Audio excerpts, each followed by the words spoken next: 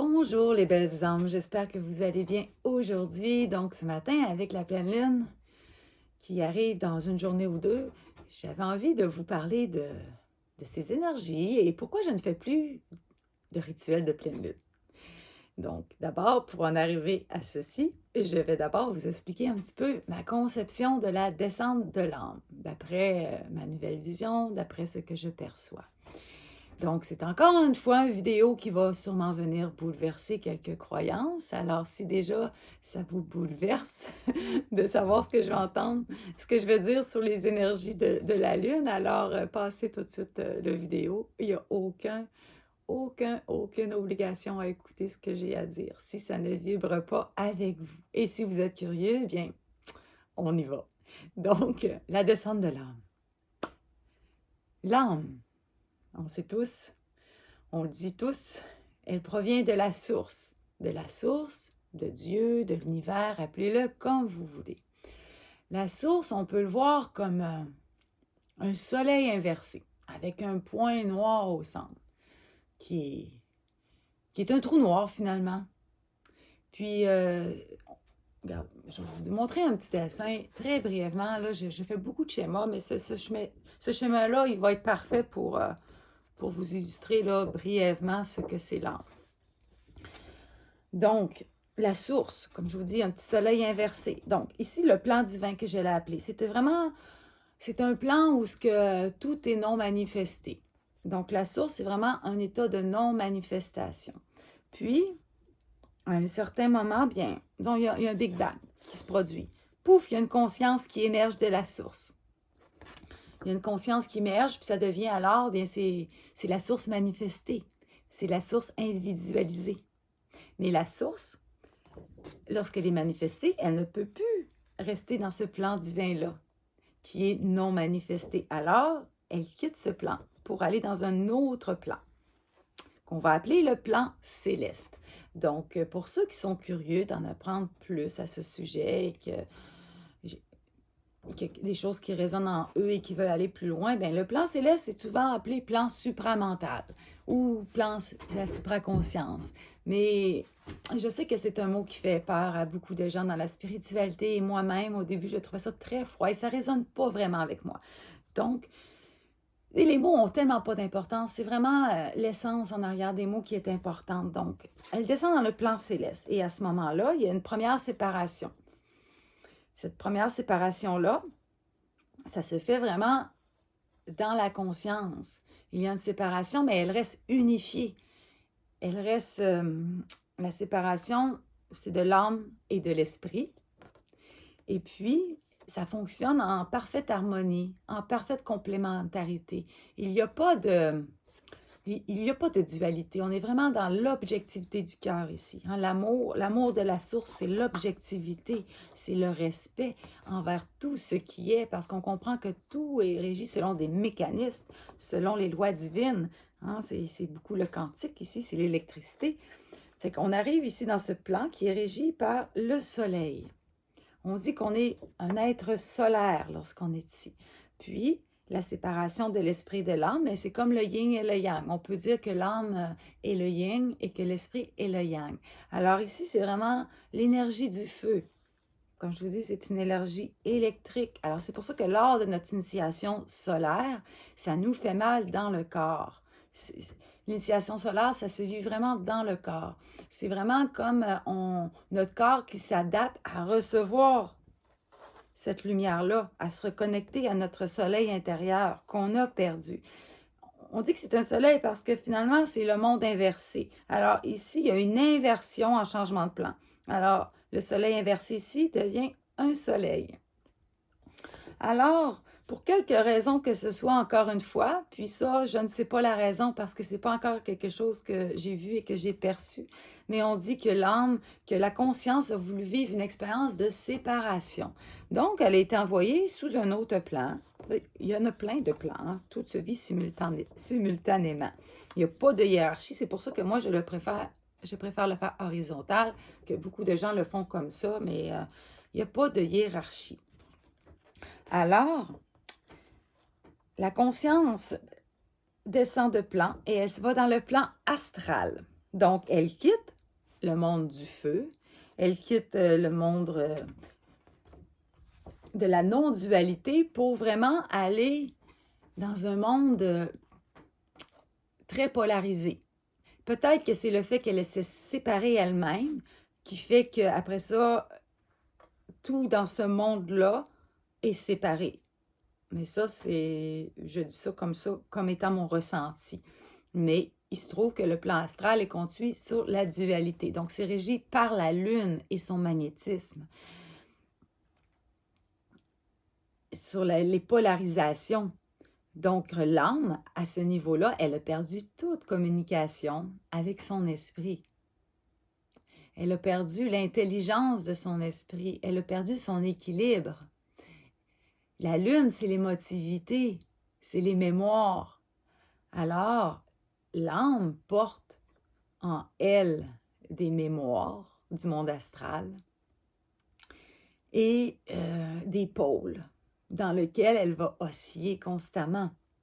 Puis, avant d'aller sur la Terre, avant de s'incarner, bien à l'âme, on va lui implanter des programmes, des mémoires, des implants, là, quels qu'ils soient, pour que lorsqu'elle arrive ici dans la matière, elle continue à vivre dans l'ignorance de son feu créateur, de ce qu'elle est vraiment. Moi, je crois que lorsque l'âme est arrivée ici au début pour vivre ses expériences, elle était encore reliée à son esprit. Elle pouvait encore s'y connecter quand elle le voulait. Elle avait encore ce lien. Mais on dit que tout ce qui est en bas est comme ce qui est en haut et tout ce qui est en haut est comme ce qui est en bas, mais moi, je le prends au niveau astral. Alors, tout ce qu'on vit en ce moment sur Terre, c'est des choses qui se vivent aussi dans l'astral. Donc, la façon qu'on est manipulé, qu'on est maintenu dans l'ignorance, bien ici aussi, ça s'est vécu dans l'astral et ça se vit encore. Alors, les âmes, ils sont un peu trompés. On leur dit qu'elles vont vivre une expérience, on leur donne un plan de vie, mais ce qu'on ne leur dit pas, c'est qu'on efface leur mémoire.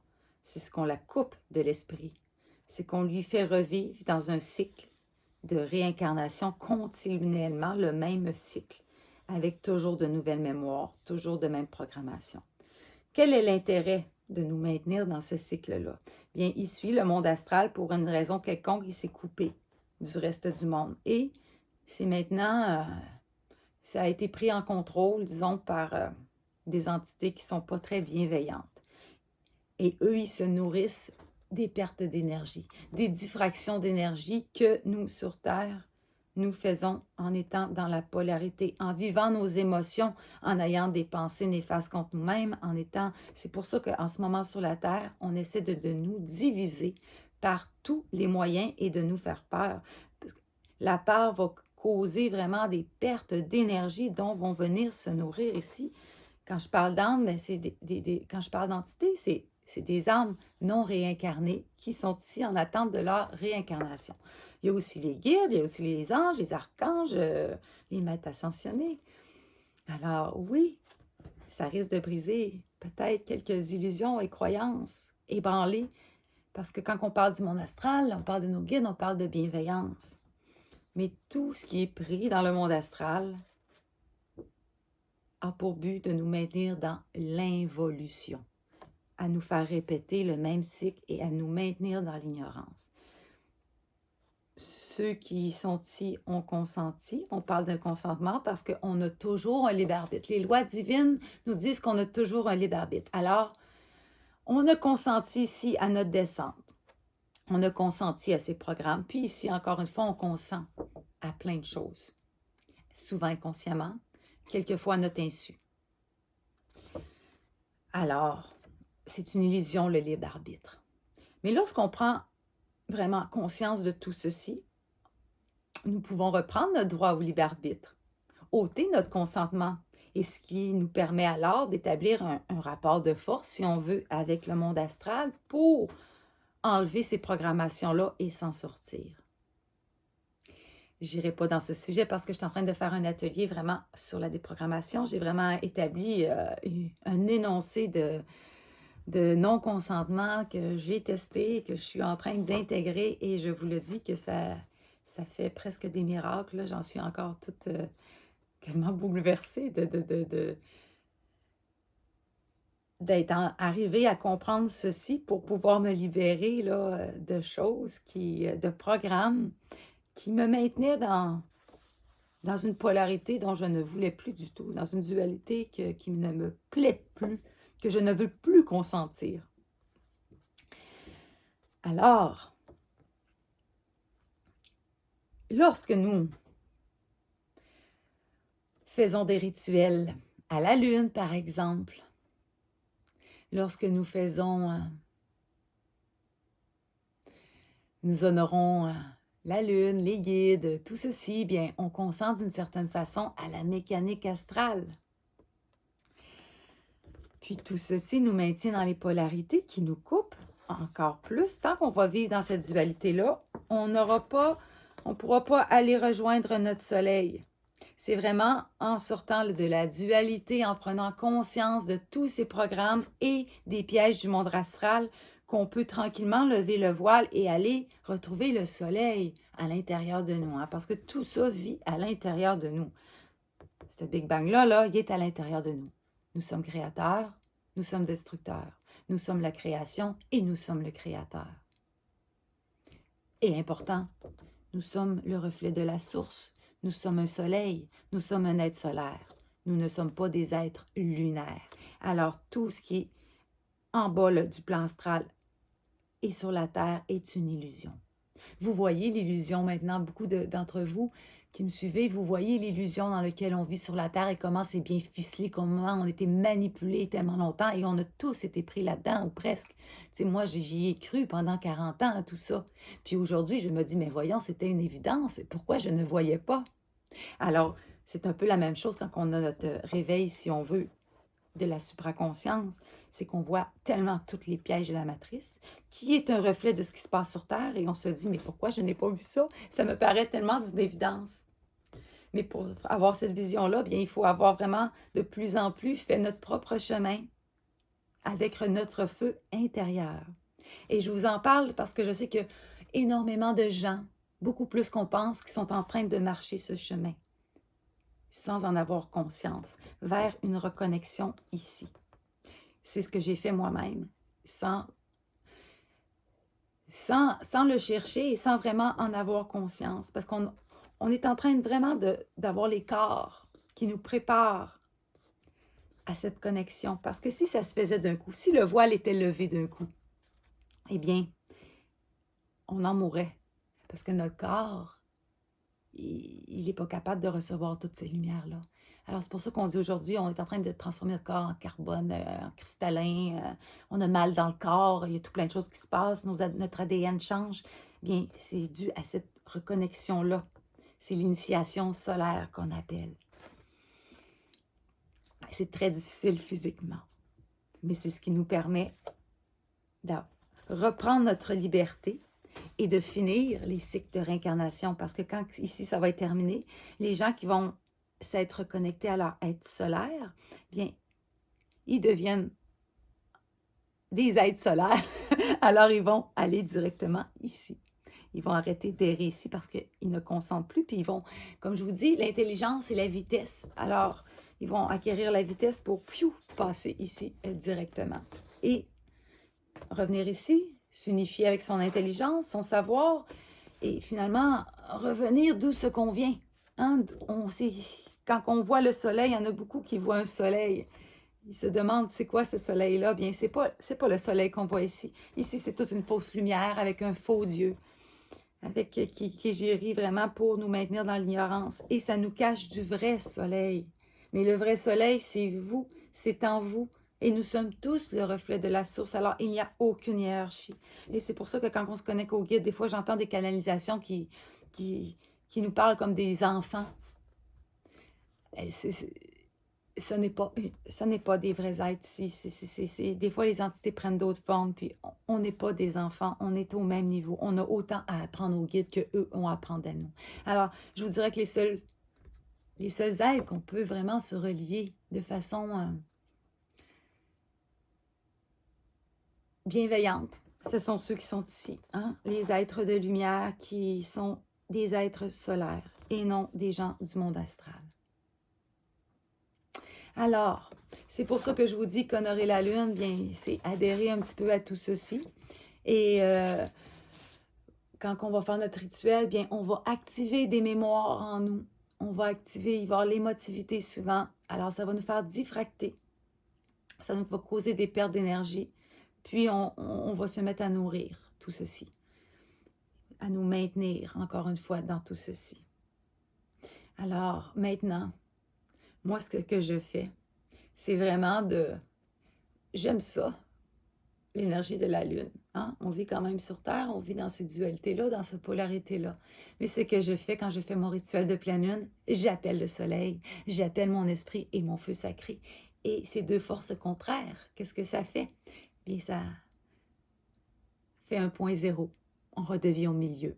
Alors, on n'est pas dans les pôles, on annule, on ne diffracte pas, on nourrit pas. Et c'est vraiment ce qui nous permet, tranquillement, de se reconnecter à notre esprit, à notre soleil intérieur. Alors, c'est de vraiment prendre conscience que tout ce qui est régi par la Lune, tout ce qui est magnétique, tout ce qui vit dans le monde astral est involutif. La vraie évolution commence lorsque nous redevenons des êtres solaires. C'est le chemin lorsqu'on cherche à se réunifier, parce que c'est ce qui va nous faire évoluer et sortir de ces cycles involutifs pour retrouver vraiment nos capacités télépathiques, pour retrouver notre objectivité du cœur et retrouver vraiment notre divinité.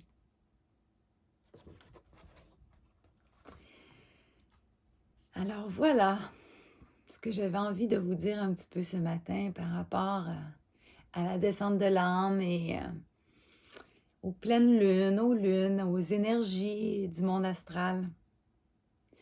À partir de là, bien, vous prenez ce qui résonne en vous. Si ça résonne, bien, ne vous empêchez pas de honorer la lune, mais honorer le soleil pour créer le point zéro. Puis prenez conscience de ces programmes-là, parce que c'est vraiment ça qui va vous aider à vous déprogrammer, en sachant que vous n'avez peut-être pas consenti à tous ces programmes-là, puis là que vous voyez vraiment ce qu'il en est.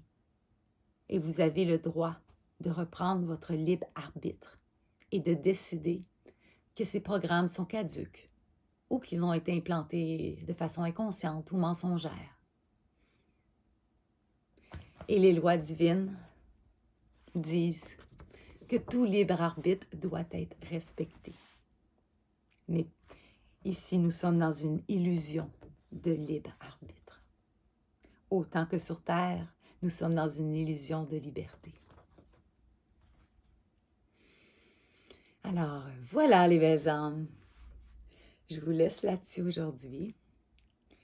Puis, j'ai mis beaucoup d'informations.